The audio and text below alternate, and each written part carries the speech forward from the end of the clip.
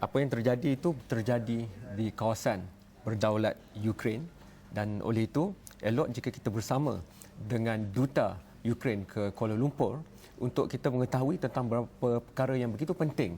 Malah tadi dalam sidang akhbar yang baru sahaja selesai oleh Menteri Pengangkutan mengatakan bahawa pasukan SMART kita akan ditugaskan pergi ke kawasan nahas itu berlaku, tetapi ini adalah kawasan yang membabitkan konflik peperangan di antara kerajaan dan tentera Ukraine dengan puak pemisah.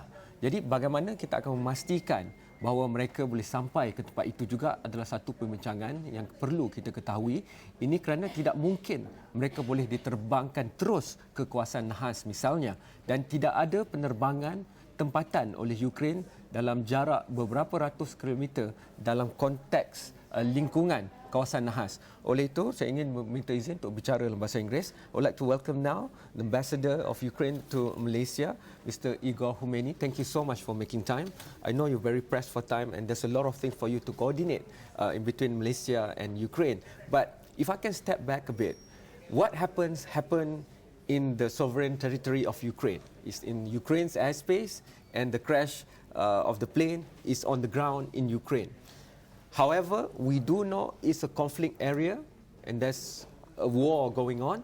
So can you explain to us the difficulty in getting the emergency team, in getting the right authorities to the crash site and really ascertaining and coming out with information and data about the crash itself? Thank you very much.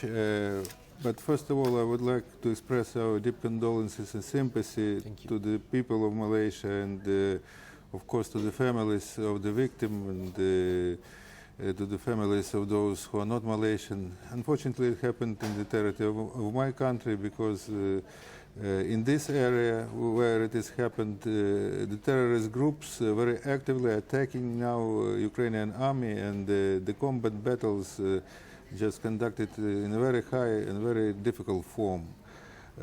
That's why actually a week ago practically the territory which is now we are talking about, practically it was under control of the Ukrainian military command, but now terrorists control them, and unfortunately the aircraft just now in this particular place. So for this, from this point of view, it is necessary to agree with this military mercenaries, practically, it's just terrorists, to allow the team, international team, including Malaysian, to work there, because it's necessary to make investigation, it's necessary to make, let's say, repatriation of the remains and bodies, and of course it's necessary to have for these people security. Unfortunately, according to our experience, when we are negotiating these matters with terrorists like this, for example, some teams of the Organization of Cooperation and Security for Europe, they were captured. And then after the pressure of Russia, just only released. We don't like to have the same. We would like to have for these people who will come there, including Malaysia, I'm sure that practically I know that it is in the process of formation of this group. So to be safety, they need to come there, to come back. That's very actually important. What I practically now read in the newspapers when I was just waiting for this time, that the terrorists, they don't like to freeze ceasefire. They proceed from the understanding that the battle combat action is supposed to be continued, but the team maybe could come and nothing happened with them. That's actually the problem. It's necessary to settle the matter, and after that, practically, we will be making everything to receive just and practically investigation and the results which prove what has happened there. So based on experiences in the past, you know, even monitors sent were captured. There is no guarantee that the separatist movement, the terrorists as you call them, will agree to a ceasefire, will create a safe environment acceptable for repatriation work, for investigative work to be done. By what they're saying that they will make this, but it's necessary to be confirmed because in the previous, actually, this not very long, but any history, there was a certain number of the cases when the observers and monitors were captured, and journalists and some other politicians by these people. There have been unconfirmed reports, even from the media in your own country, that the separatists or the terrorists, as you call them, they said that they will be giving the black box to the Russians. It's just practically the information which was appeared in mass media. In mass media, you're supposed to understand that between Russia and Ukraine, in mass media, there is a serious war. Yeah. What they are saying, sometimes very far from the truth. And I don't know exactly what happened with the box, because we don't have any official information on this. Yes. And practically, of course, it's important to receive the box. But actually, to investigate the remains of the aircraft is also very important because of these holes and maybe some elements of the missile possible to determine where it was manufactured and even practically to monitor where it was, from what place it was launched. So right now, where the wreckage was found, who is actually looking after the area? That's who control them. It's just the terrorist groups or separatists, as you would like, but it's practically the same, because if people using heavy weapon and strike aircrafts, civilian aircrafts, without even just thinking that it is possible to be Boeing, but not military aircraft, it's very big difference. So this is the difficulty. Under international law, international organization that looks at this, ICAO, right of investigation is going to be led by the Ukraine agency for aviation and safety of aviation. But if you don't even have the ability to go to the site, then this creates a very serious problem even now, because contamination of the site, important parts or wreckage or black box, for example, might be missing. So how do you propose for this to be solved by your government? Actually, there is only one way, to agree with them, to allow the team to come. There is no other way. Because actually, if, for example, try to make military action on this, it's just also problematic. There will be something remaining. That's why we are proceeding from the understanding that it is necessary to agree with them, and this group is supposed to come. And it should be not only, of course, we can just only organize and make coordination efforts, but the team is supposed to be international, with the participation of all countries which would like to have, so is your government even right now negotiating with the separatists? On this topic, yes, there are some talks which is practically underway. We are trying, let's say, there are also in this area, let's say, Ukrainian authorities, but through them we're trying, let's say, to negotiate the matter how to make it. How to make it in such a way that to receive the information which will satisfy those who are involved in that, and of course to take the bodies and remains, which is very also important. While this discussion and negotiation is ongoing, both sides, the Ukraine side and the separatist side, and even the Russian side, are saying that they're not to blame. Your government has made it clear that there's no asset with those capabilities of sending missiles that high into the sky, and the same was said by the separatists, and Russia said that it wasn't theirs. So there's this discrepancy and disagreement on who actually sent. But we do know, as confirmed by America, that there was a surface-to-air missile that was probably the cause of this crash. Actually, you're right. Practically, on the height of 10 kilometers or 10,000 meters, it is possible just to hit the aircraft by special equipment, air defense missile, and or by another aircraft fighter. In both cases, practically, it is possible to monitor this from satellites, and I hope that NATO forces they monitor the situation in the US, and at least we will receive some picture. So how it was just where and from what place there was the launching of missile. But practically, our forces they didn't use the air defense missiles like that because. Separatists and terrorists, they never use aircraft and helicopters even, and just in their assault actions. Practically never used, just because they don't have them. Okay. They have tanks, they have MH17, but they don't have them. That's actually the reason. But they have missiles because they're hitting our aircrafts. Unfortunately, this one case, they started to hit high flying objects. Yeah. It's just the third case, unfortunately. Ambassador Ihor Humennyi, we have to take a short break. But once we are back, maybe we go back a bit further. And if this is a conflict area, we know there's international planes and airlines still flying at that height across this region. But we do know also that Ukrainian-owned flights has avoided this area. So I'll get your views on that right after this short break. Okay.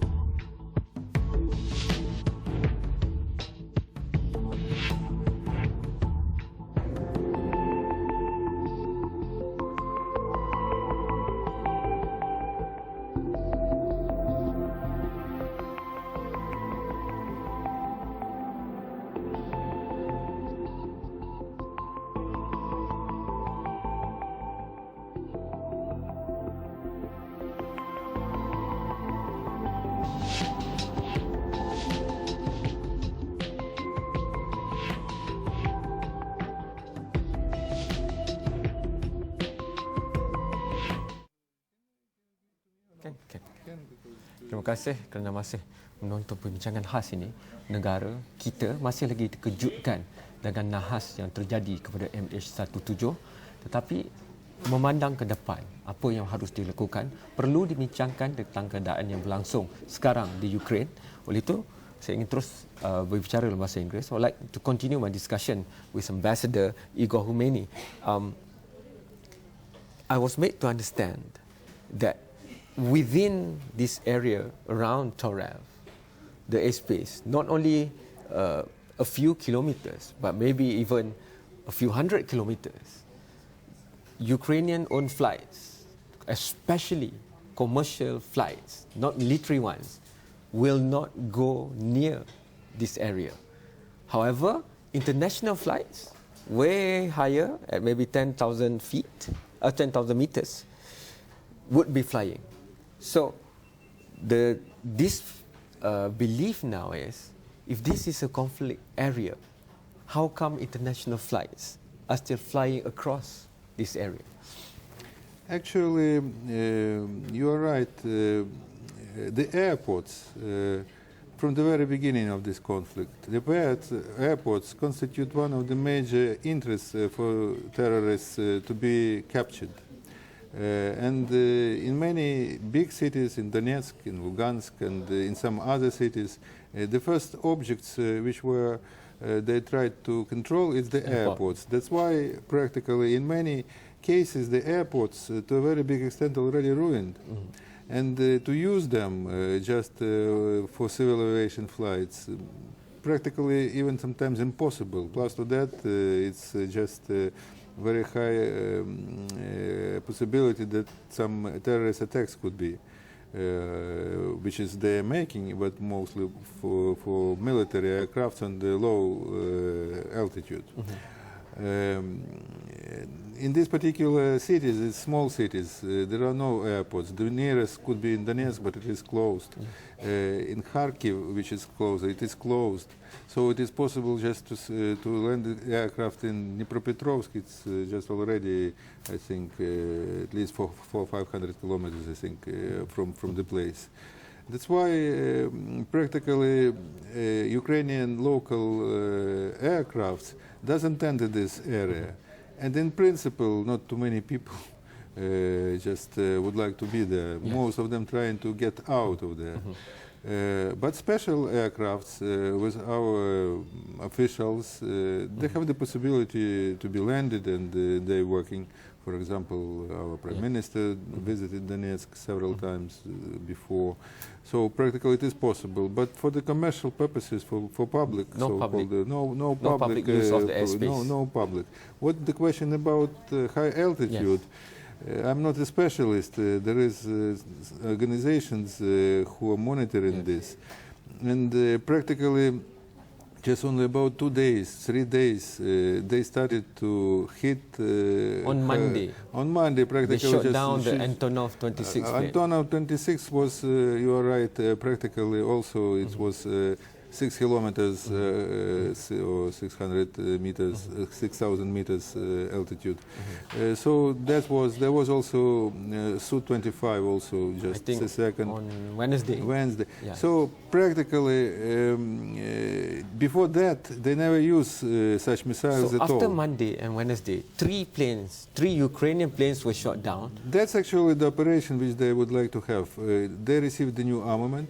Of course, practically things like that it's not possible to buy in the market, so they received it from Russia and used this to hit Ukrainian military, of course. So did your government, after 3 planes were shot down, suggested to the international body that this area was dangerous for commercial flights? The fact is that the first 2 planes, the international bodies who monitor this and supposed to take decisions, they didn't make recommendations. Only when this tragic event, this tragedy happened, practically all this Eurocontrol, so they immediately closed the airspace and decided that in this eastern part, not the whole Ukraine, but eastern, just this area, it's not, Ukraine is big, we are the second after Russia in Europe. So practically in this particular various combat actions are taking place, so practically it is restricted to enter there. If the decision could be taken before, this aircraft could move a little bit in a different direction and nothing happened. So now moving forward, the Malaysian team that is expected to go very, very soon, maybe 1 hour, 2 hours, 3 hours from now, how would they reach the area? You see, I think this is just the matter which is under consideration of our special authorities, and we in the embassy don't know how, but they will. But they won't be able to fly. But they will. No, they can, but it is just be nearby, not in the area. But in the area, they supposed to be delivered, of course, with special vehicles or something. It's a separate issue which will be. So probably they will have to fly to Kiev first, and then find some way. It could be that they will be flying to Kiev from here, and after that they will be delivered to Donetsk. It's just from Kiev to Donetsk, it's about 600-700 kilometers. So, would there be daily briefings and press conferences like we see in Kuala Lumpur, and we've seen MH17 by the Ukrainian authorities, because Ukraine will be leading the investigation? Actually, we received, unfortunately, in this first case, which was also your country suffered, we have 2 nationals, and they follow this also very precisely. Malaysian authorities very, let's say, just regularly, on a very regular basis, gave the information about the search of this aircraft. The results of the team, of course, they will be valid to the public. It's clear, and when there will be clear what there will be the results, it will be released. As to how this investigation going on, to me difficult to say that it's not like the first case here, because there is military actions, and just the main thing to make for the team the possibility to work, to finish work, and to return back. Would That's it have actually to involve the role of outside parties like EU, United States of America, and Russia to sit together and form a sort of committee on this matter to ensure that the separatists will keep what they're saying, that they will allow for repatriation processes to be allowed? I think actually it is possible to make this in this format, the so-called contact group. It has existed with the partners you are saying, but it is OECD, European Union, Russian Federation, Ukraine. There is also a format when US is also inside. So practically, it is possible. But the main thing is that some of these separatists they don't control it all. Some of them controlled, and actually it is. So you're saying even the supposedly pro-Russian separatists, Russian can't even control of course, all of them. Russia have a very big influence, and they can just to, let's say, create the situation which will give the chance to give the results if they would like. If they would like. And practically, sometimes when it was necessary to liberate the teams of Organization for Security and Cooperation for Europe members, they were involved, and these people were released, captured by the separatists. So, of course, we agreed to negotiate the matter in any format, to allow these people to come and to make their job properly, and repeat safety. Safety is the very important thing. Thank you so much, Ambassador Ihor Humennyi, for making time to be here. Thank you to you for watching. Terima kasih banyak. Kita akan terus mengikuti perkembangan tentang nahas MH17. Ini kerana yang berlaku di bumi Ukraine. Kita memerlukan kerjasama dengan rakan di Ukraine dan juga rakan-rakan antarabangsa yang lain untuk memastikan bahawa aktiviti dan tahap seterusnya untuk memberikan keadilan kepada apa yang berlaku terhadap MH17 akan dapat dipastikan. Kita jumpa lagi dalam rancangan yang lain pula. Sekian, terima kasih.